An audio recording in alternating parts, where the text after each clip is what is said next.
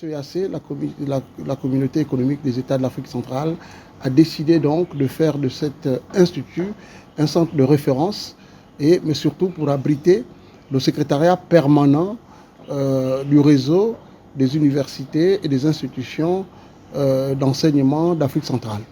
Et ceci est au mérite donc du président Brice Clotaire Oligui Nguema, grâce à sa dernière décision de ramener au maximum des étudiants au Gabon, donc par la réduction des bourses. La CEAC a compris que le Gabon mettra donc un accent particulier à la qualité de ses enseignements et à la qualité de ses équipements. Et je crois que le choix du Gabon arrive à point nommé parce que la CEAC elle-même a constaté qu'elle était devant une institution modèle et qui donc abrite. Et ce matin, il y a eu donc la montée du drapeau de la CEAC dans cet amphithéâtre. Mais surtout, ce qui est important, et comme vous pourrez le constater juste derrière moi, à l'intérieur, si vous y allez, vous trouverez donc un amphithéâtre à ciel ouvert pour permettre justement aux apprenants en botanique, en biotechnologie, en chimie, de faire des cours en immersion. Et ça, c'est une innovation. Et je crois qu'il y a un autre côté, c'est celui du renforcement des capacités des fonctionnaires et de l'administration communautaire. Comment donner un esprit communautaire à tous ceux qui travailleront à la CEAC, à la CEMAC ou dans la communauté.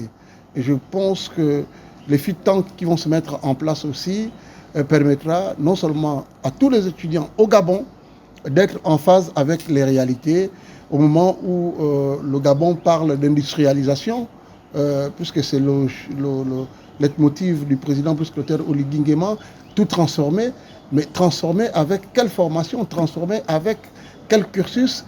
Et la plateforme donc, de l'Université internationale de Libreville, Berthe-Jean, est la bienvenue. Et nous sommes donc honorés d'avoir reçu le vice-président Alexandre Barrault-Chambrier, qui lui-même est professeur des universités. Et donc, il était dans son environnement. Et c'est pour ça que cette salle a été dédiée donc, au nom du président de la commission. Nous avons émis le vœu d'accueillir à l'Université internationale de Libreville la prochaine conférence des ministres du CAMES. Ça, c'est la première chose. La deuxième chose, vous le savez, nous rentrons dans l'ère de la ZLECAf, donc les zones économiques de libre-échange. Cet institut va donc permettre d'accélérer cette mise en œuvre.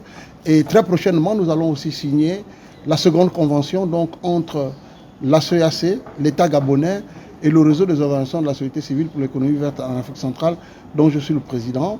Et ça va donc permettre d'identifier et d'accélérer l'ensemble des métiers verts pour notre jeunesse.